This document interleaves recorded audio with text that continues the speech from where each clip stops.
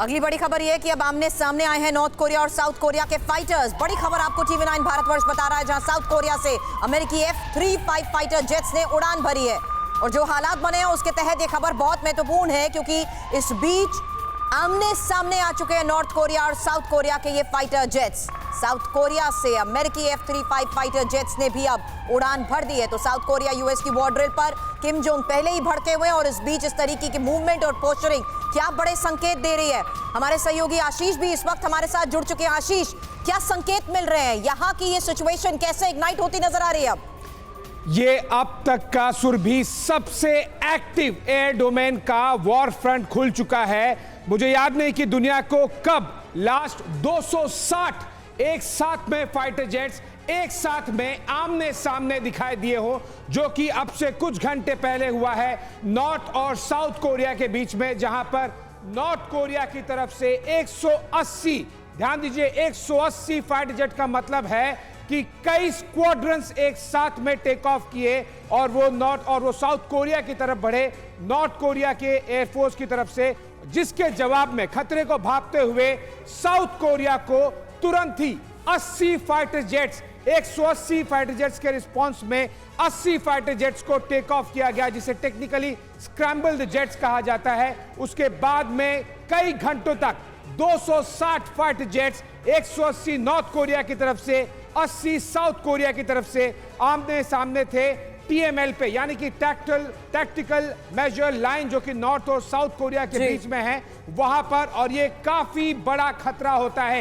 एक भी fighter jet, specifically जब नॉर्थ कोरिया के किम जोंग उनकी तानाशाही के बीच में, उनकी सनक के बीच में उनके 180 फाइटर जेट उड़े, एक भी रॉन्ग कैलकुलेशन, एक भी रॉन्ग बटन एक एक्टिव वॉर फ्रंट को शुरू कर देगा। और आशीष, याद दिला दे ये इसके पीछे क्या वजह उसी को माना जाएगा, जैसा कि अभी आपने जिक्र किया, ये बार बार जो उकसावा किया जा रहा है किम जोंग उन की तरफ से, तमाम प्रतिबंधों के बावजूद, सैंक्शंस के बावजूद आप बार बार मिसाइल परीक्षण करते रहते हैं, आप उकसाते रहते हैं, क्या उसी का नतीजा माना जाए इसे?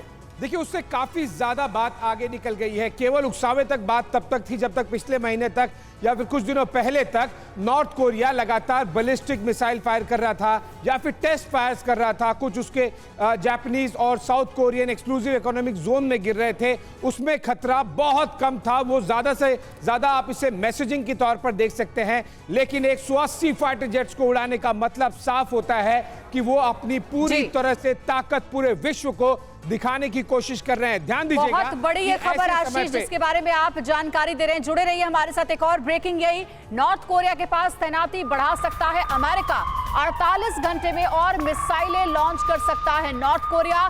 नॉर्थ कोरियाई एक्शन पर अमेरिका की नजर है। अमेरिकी तैनाती पर नॉर्थ कोरिया ने धमकी भी दी है। तो देखिए, अब अमेरिका भी एक्टिव हो गया है नॉर्थ कोरिया की इस एक्टिविटी पर। जाहिर है नॉर्थ कोरिया और साउथ कोरिया के बीच में तनाव जग जाहिर है, सबको पता है कि टेंशन बीच बीच में बढ़ते रहती है। सबसे बड़ी बात यह, किम जोंग मिसाइलों का परीक्षण करते रहते हैं और इसको लेकर के पहले भी अमेरिका की ओर से नाराजगी जाहिर की जा चुकी है।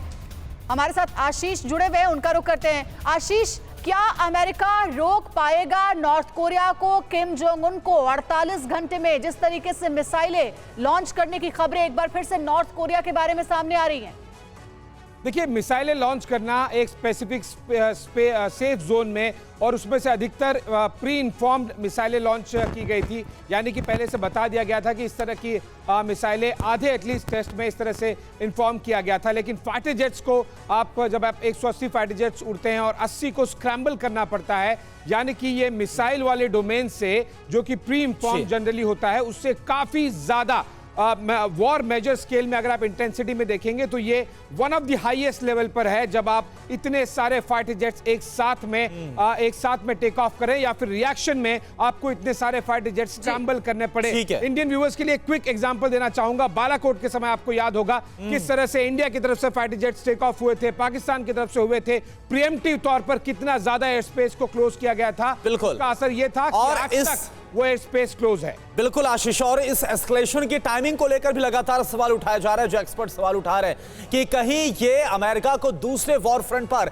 एंगेज करने की कोशिश की टैक्टिक्स के तौर पर तो नहीं हो रहा, ये भी एक बड़ा अहम सवाल। लेकिन अभी के लिए आपका बहुत बहुत शुक्रिया आशीष, हमें ये पूरी जानकारी देने के लिए।